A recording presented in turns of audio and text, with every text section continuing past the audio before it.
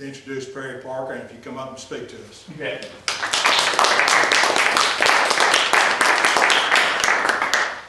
Thank you, Don. Appreciate it. Thanks. It's exciting to be here. Appreciate that, the opportunity. Don contacted me. My first Tea Party meeting, I know what I've read about the Tea Party, starting in 2009.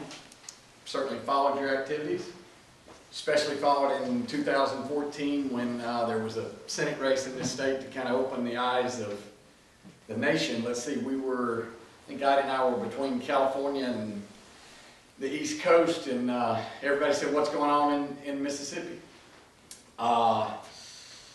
That brings us to 2016 and the Tea Party movement, conservative, which to me means conservative ideas, the ideas I grew up on, elected or had a lot to do with electing a businessman, political outsider as president.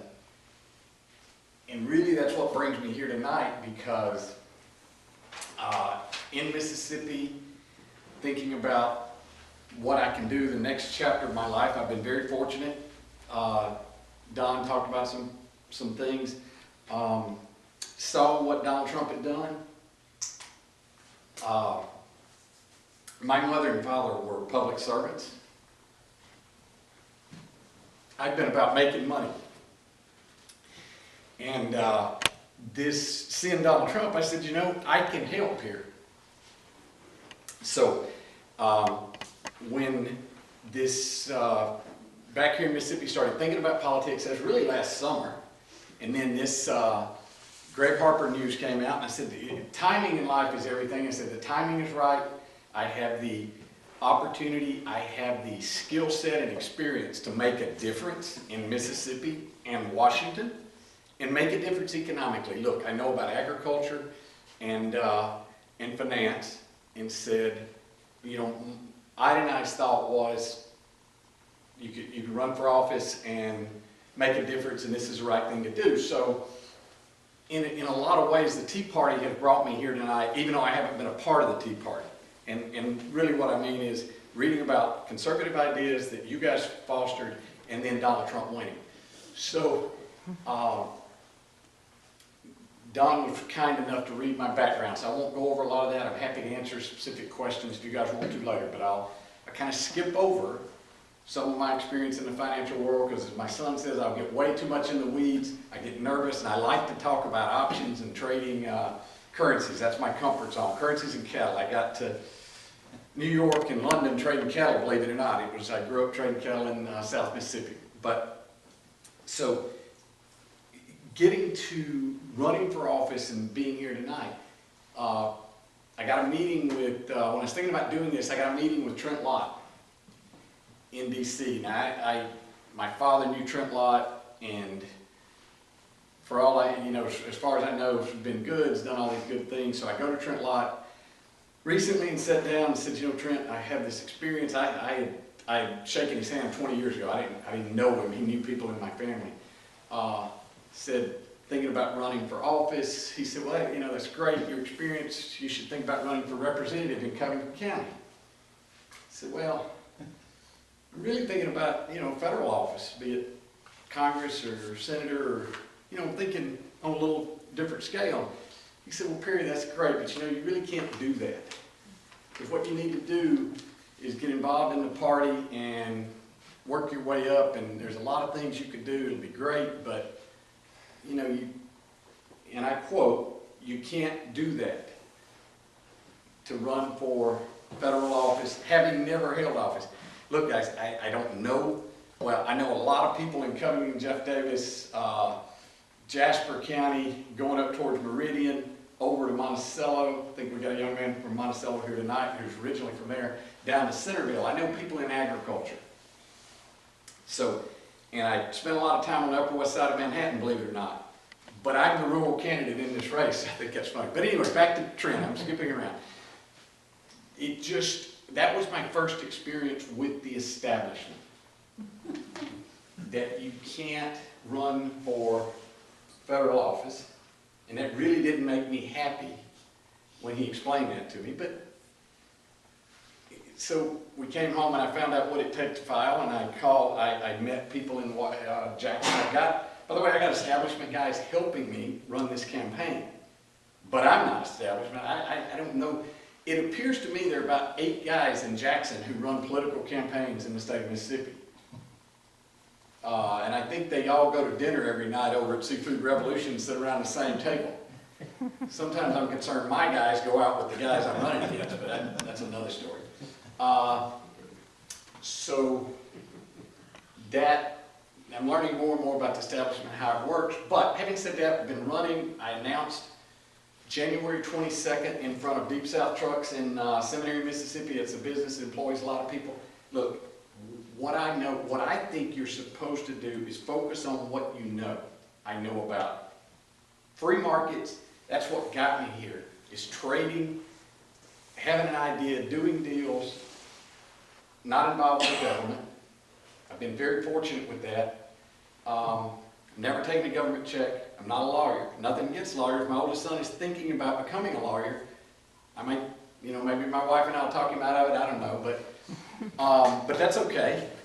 But it's you have an idea, you express that idea, you get people behind you. That's what we did with the bank. By the way, I never worked in the bank in Hattiesburg. It's the best. I don't know if it's the most profitable investment I've ever made, but it has affected the most lives because we employ a lot of people and we've loaned a lot of money. Now, of course, I get calls sometimes, and I've never worked there a day in my life. I've been invested in the bank. But I talk to the people, the truth is we're stewards of money at that bank in my mind because we don't loan money, we don't get paid back, or that's the goal, and we've been very fortunate with that. Which brings me to the government. Another reason Ida and I would decide to run is how do they spend 10% more every year than they take in? I don't know what one man can do, but I really think I can make a difference in growing the economy in the state of Mississippi. For instance, Southwest Mississippi with the lumber markets, I've been talking to people about that. There's not enough competition for our lumber. The basis between 2x4 prices and trees on the ground in Southwest Mississippi or East Mississippi. East Mississippi's gotten a little better because there's a new mill and there's a little more competition. Maybe I can find a way to help bring investment in new mills or free up that market. I know I'll focus on it. I know that that matters to the 3rd District of Mississippi. So it's about free markets. It's not about government. And I go back to the establishment. I just could see in Trent's eyes. And like I say, I think he's been good to some people in my family. But they see this office, in my mind, as something that the establishment owns. And this office keeps the gravy train going. I'm not looking for a job. People at 3rd District may not want me to do this, and that's okay, I'll be fine. But I do want to serve, given the opportunity.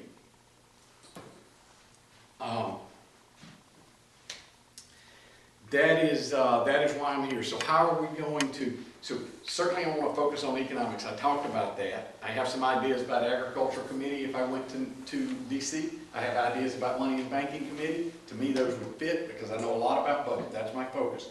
But in a bigger picture, we've got to focus on not spending more than we take in. The military is job one. Now, every candidate says they support the military. I'm no different. But when I think about what the government exists for, it exists for the common defense. Beyond that, it's a real short list, right? Citizens can take care of themselves, but we have a military to provide for the common defense. And we can do a better job of making the military more efficient. I read the spending they're doing. It seems like we can cut down there. I'd certainly want to be more efficient. Then how do we make government more efficient? Look, term limits are a way. You call it drain the swamp. I think they go hand in hand. I'm for term limits. I know Mississippi, and a lot of people don't agree with that in this district because Mississippi has had success sending people for 30 years. And that's been great. My father loved Sonny Montgomery and all that stuff, but I don't. The world has changed. We've moved on from that. Now I need to go up there and be effective in the first year. you work with people, and you be effective at limiting government. But term limits are a way to make government officials more responsive to people.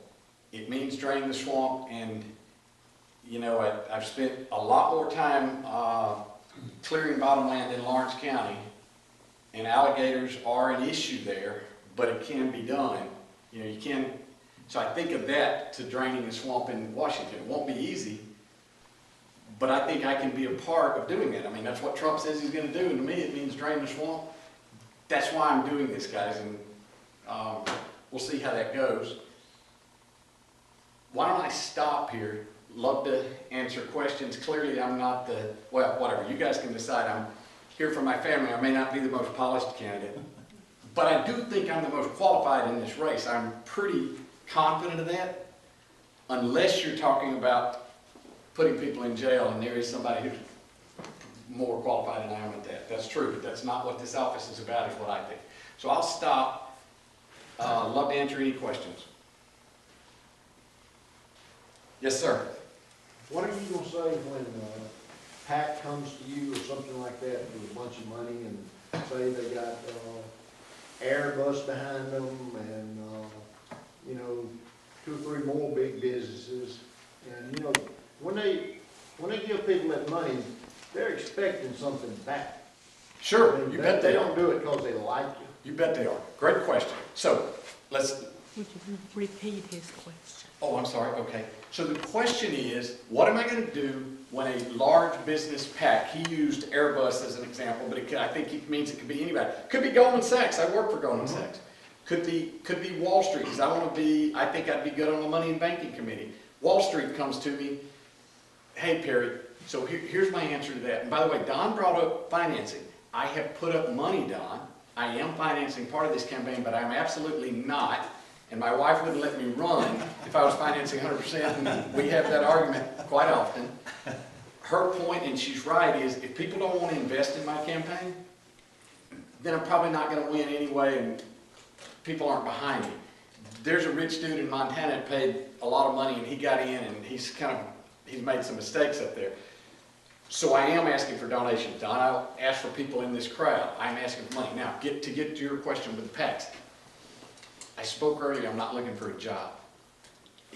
My first boss at Goldman Sachs actually said to me, because you know, I've done very well by leading with, I'm from Mississippi, I'm different. I can do the job. I was incredibly confident on Wall Street, but it was great coming from Mississippi because they remembered me, because everybody else was from the Northeast or London or whatever. So, get to your question. My first boss said, if you're not willing to fail at this job and go home, then you can't succeed. You have to take risk. So I'm willing to fail as being your congressman and be there two years and come home. I'm not telling you I won't take the money for Goldman Sachs. You got to work with those people, and their money is green, and you need money to do what we're doing tonight. By the way, you think you can run against all these people I'm running against without raising money? You're crazy. But I'm willing to come home. I think that is the answer to your question. I'm responsive to the people in the 3rd District. It starts for me with agriculture. That's, I see as the backbone, but it's the people in this room. It's the people who are gonna, that's who I am worried about. If I fail for them, that'd be tough because that's my family. I guess that's the only thing I can say to you. I'm not going to say I won't take the money because that's just not my nature, by the way. I've kind of been about money. But I am willing to come home. Life is pretty good living in seminary, and I'll go back to my private life. This is I really think I have a lot to offer, but this is not what are these people who go for years and years and years, even 10 years sounds like a long time to die tonight. I don't know if that answers your question. I'll try again if it doesn't.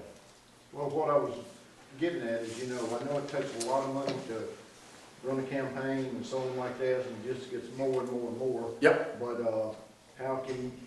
how well can you balance that against the people at home? Sure. You know, this company's gonna come to you and remind you, you know, how much they helped you, and then you don't just give them, if they're willing to, you know, No, to really do something that's good for the, you've gotta look in, maybe there's a better way to be black and white that I'm answering now, but a lot of it is character. My character born in Summerall and Seminary, Mississippi, so it's character, it's what I've done before, and it is, I answer to my sister and my 3 brothers, my wife and sons. I'm sure Harry, by the way, Harry's looking at me, he's gonna tell me there was a better way to answer this when we leave here tonight, but, because he is smarter than I am, and there's no question about that, but we, I'm beholden to the 3rd district, whether they vote for me or not, but I'm really beholden to the agricultural producers in the 3rd district and the people of the land, the conservative, the Tea Party. They brought me here. I think that's the only way I know how to say it. I take their money, but I don't owe them anything. I do owe people who don't give me money here in the 3rd district because they asked me to run, like the cattlemen in Jasper County and people who worked on farms in Jasper County asked me to run, said, with your background, why don't you try to run? I looked into it, that's why I'm running. That's who I'm beholden to. that'll work. Yes? We got. I'm Ross Aldridge, and thank you for coming tonight to speak to us. As you notice in this crowd, 1 or 2 of us are over 25, okay? And so I'll put you on the spot a little bit. Sure. There's this involuntary taxation program called Social Security. It is neither social nor is it secure. It's pretty much insolvent, if you ask me. Now, I'm not too far away from Social Security. All the news coming out from the numbers crunchers and CEO, CBO, and all the others, GAO, say that it's looking pretty grim. Sure. Now, some folks here are probably already getting it. Looking pretty grim probably in 2030. Okay, Something like that. 2028, 2030. Somewhere out there. Now, as some of us who've dealt with it know it's abused. We see COLAs, we see SSDI, so on and so forth. Have you any ideas how you can somewhat have some input, or what are your views on trying to make it solve? So this is a tough one. This is where I can get in trouble. And if I was being funny and didn't really want to win this office, I'd probably one more time ask Harry. But I'm not going to do that. I'll answer it. Clearly the government has raided the Social Security Trust Fund. We know that. I can't go back in time. We can't fix that. I do think what you're talking about is a slow-moving problem, but it's 2026, 2028, 2030, and that's going to be an issue. Again, this is where I'll get in trouble, but I suspect what's going to happen is over time you're going to raise the age, you're going to lower the benefits. There's not enough money to do it any other way because you're going to have 3 people drawing and 1 person working. It's going to be a transfer of wealth from Harry's generation to mine and yours. And I have a real hard time with that at the end of the day. We have made promises to people, but look, 12 years is a long time. I'm not saying those benefits are going to be cut in the next 10 years, but man, we got to start thinking about it, don't we? And George W. Bush looked into and came up with a program to privatize. It had a lot of problems. It had all kind of inefficiencies in it. But I suspect we're going back there, and yeah, I would like to tackle that. But it means raising the age at some, maybe we say that's in 2032. Your Social Security and mine go up, meaning the age where we start drawing, that kind of thing, and the benefits go down. But that has to happen, is how I see it. And we can look into privatization, because if I talk about free markets and I talk about government getting out of the way, that's where we need to head. So maybe I'll stop with that, but I know George W. Bush, we need to revisit that program and do it better. Follow that up. I was afraid you were going to say that. I know. Some of the states are passing work requirements to be eligible for disability insurance, not disability, but welfare. Mm-hmm. It strikes me that we keep being told by the federal government that funding Social Security is going to be a problem. But they don't seem to have any trouble funding many, many welfare programs. And since you mentioned agriculture, one of the things that Dave Cochran did was he increased the farm subsidies so that they could increase food stamps, Sure. SNAP, all of those kinds of things. That seems all out of whack to me. It's completely out of whack. But let's talk about the agriculture. One of the things, ethanol. To my mind, ethanol benefits, I don't even think it benefits the corn farmers in Iowa. I don't even think they want it anymore. It benefits Archer Daniels Midland. I think it benefits, well, there's a few other companies, but bottom line is we'd start with that. I would, may take a whole other meeting. I'd go into a few regulations we could start with. Back to your question, you're talking about inefficiencies. SNAP, like there's a child that's, well, SNAP and the Agriculture Department, we all know why those are together, right? They're so the urban congressmen vote for what the agricultural congressmen vote for, and they put them together. And my friends at Farm Bureau who are helping me, Farm Bureau was instrumental in becoming, therefore that it's a problem. And there's so much to streamline in the Agriculture Department, and certainly Thad Cochran was a big part of that. They talk about draining that hole over there in Yazoo City. You guys know about that, where they're going to add the new pumps. So I guess, Laura, I would start with the ethanol is the big thing, the quote-unquote low-hanging fruit that we can do something with. I'm just adamant that ethanol program should not exist because I don't think it helps anyone. SNAP, is a freshman congressman going to be able to tackle SNAP?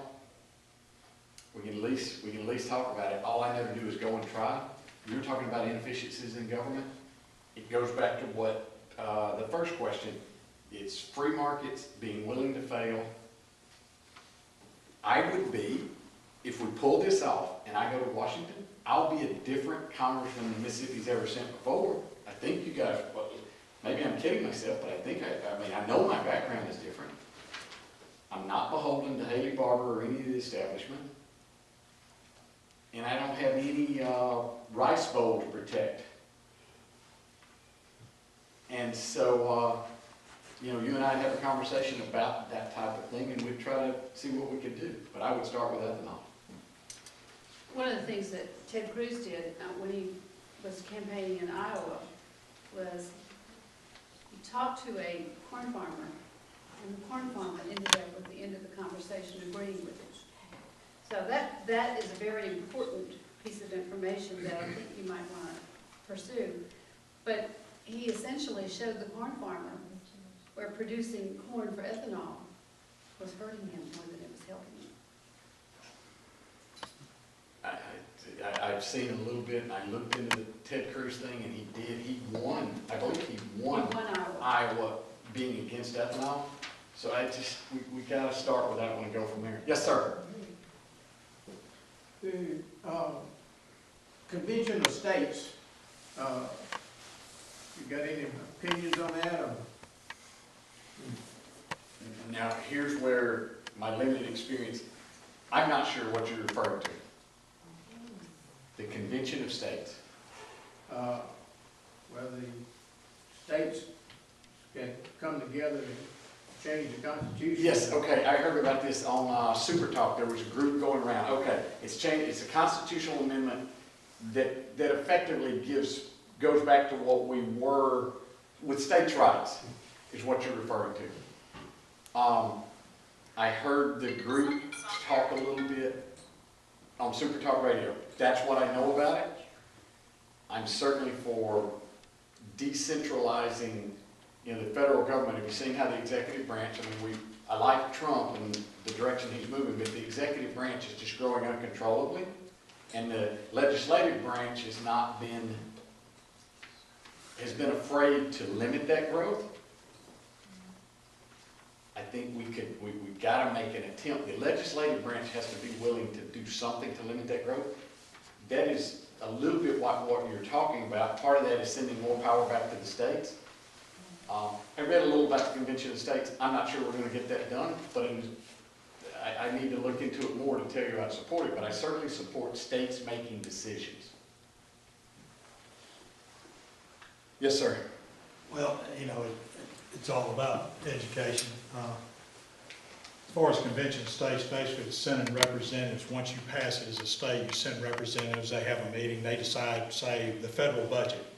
That's number one. They come up with a law and say we must pay off the debt. Yes, sir. So each time they meet, it's a different subject matter, is basically what it is. But on your ethanol idea, I always thought that with ethanol, the quick fix to that is not doing it. Anybody been to a service station? How many grades of gasoline do they have? 3 grades, and they got diesel, right? Why do we have to have all 3? If you're a manufacturer, you're in the free markets and manufacturing, why not cut out 2 of them, make a 110 to run But it it's every because car? the EPA mandates it. That'd be the first thing I'd get rid of.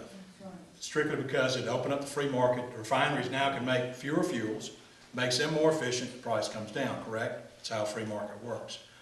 My big thing has been education with Common Core. Betsy DuBois is up there with in fact, I wish they'd dismantle education as a whole. Right. From the state to the federal, and let us do it locally.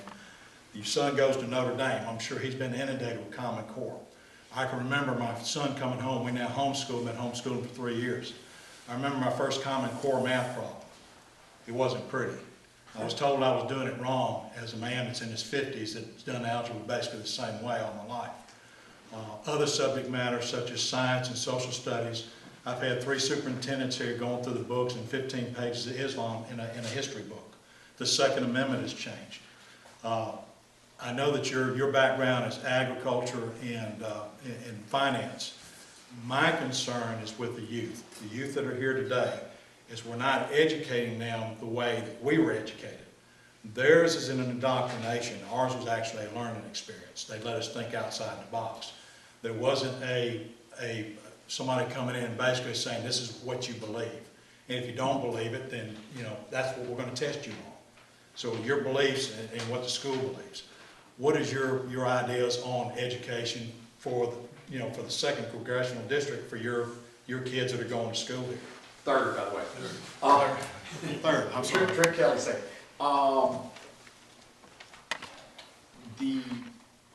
I think this school choice brings it back to markets.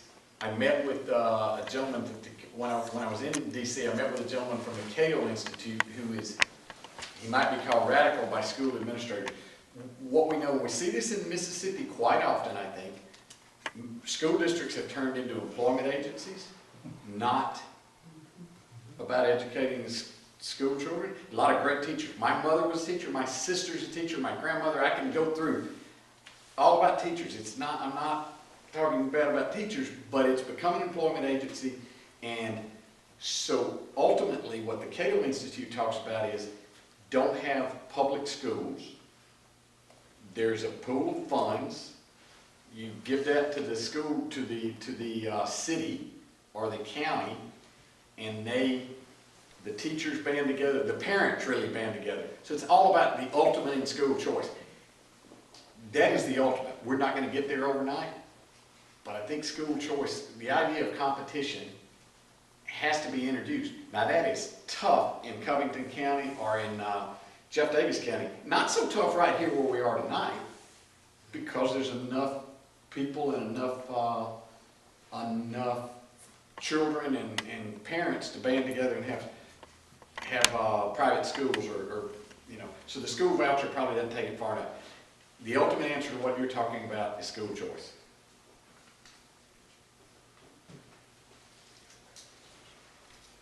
Following that up, the school choice that we have in Mississippi right now is got a set curriculum, and it's geared toward Common Core.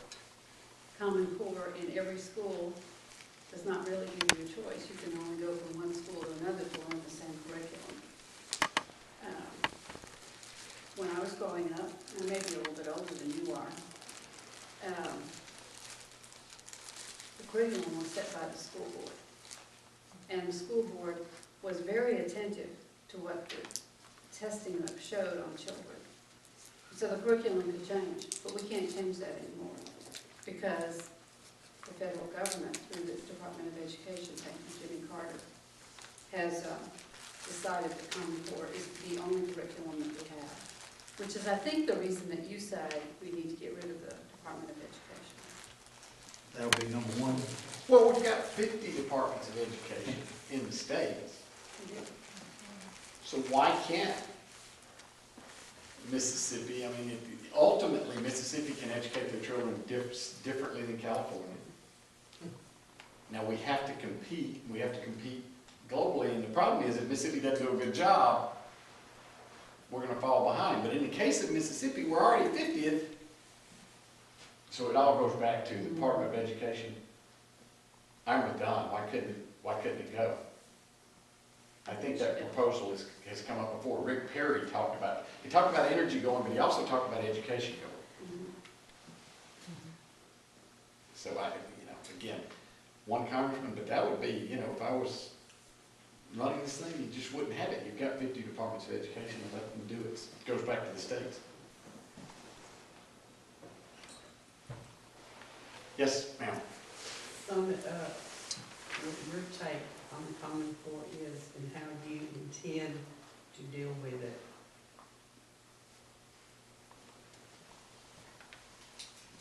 Vote to defund the Department of Education. Yeah, let's do that. I like that idea a lot. 100%. Yes, sir. Just make it a little bit of a different question here. Now, if you're elected, you're gonna be up there, and there's a lot of bills are gonna come across your desk. Yes, sir. You're gonna deal with giving money to every nation on planet Earth, apparently, foreign aid to buy their happiness. And the UN and Mississippi gets what, $4 in Medicaid for the one we put in the system. There's an awful lot of wealth transfer that goes on in the United States. In your decision making, as those bills come across your desk, what is your measuring rule? What are you going to look to say, I won't vote for this, I will vote for this, I will not vote for that, and I'll stand up and speak against it? You're allowing me to be really big picture there. In big picture, it's conservative values instilled by my father and my mother. My brothers are all older than I am, so I give them credit for raising me. I think it's conservative Mississippi values, and it's not outspending. I know at my household we can't spend more than we take in, and so, and my 23-year-old's on his own, but if he makes $3,500 a month, he can't spend $4,000. That doesn't, he's not getting it from me. And so isn't that what the federal government should be about, is not spending more than we take in? We got to start.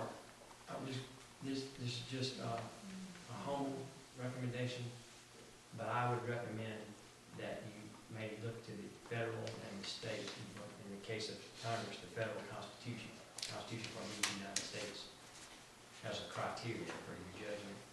It doesn't authorize foreign aid.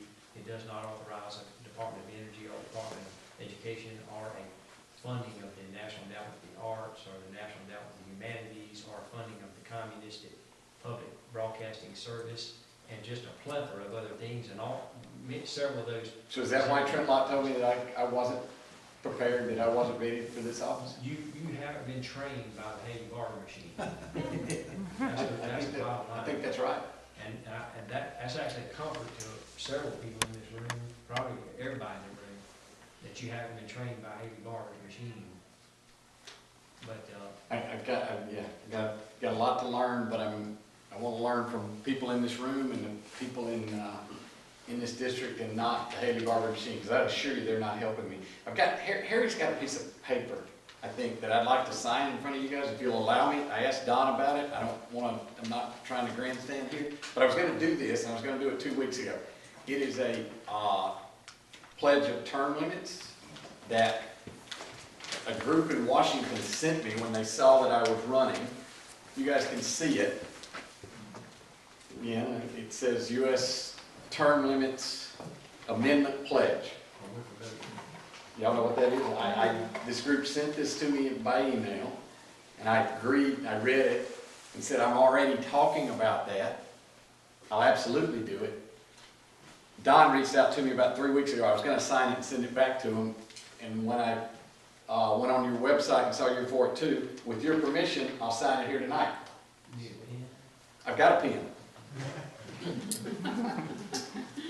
So, It doesn't have invisible ink, does it? nope, it doesn't. I got a real one. By the way, my wife is the biggest proponent. By the way, she's more conservative than I am. She grew up in Chicago, but she moved to Mississippi and loved Mississippi, and she's look, I grew up conservative, but her father's a Marine, her brother's a Marine, so she kind of holds me on this. She wasn't entirely sure about this running for office anyway, and she's definitely for the term limits, because she said, we're going to do this, and this is great, but we're coming home. So it says, and I believe that means Perry Parker, pledged that as a member of Congress, I will co-sponsor and vote for the U.S. Term Limits Amendment of 3 House terms and 2 Senate terms and no longer limit. And I'm going to sign as the candidate signature and date. And maybe Don, if Don will be my witness, or Laura, or someone here, that'd be great. It's March 12th. There you go, sir.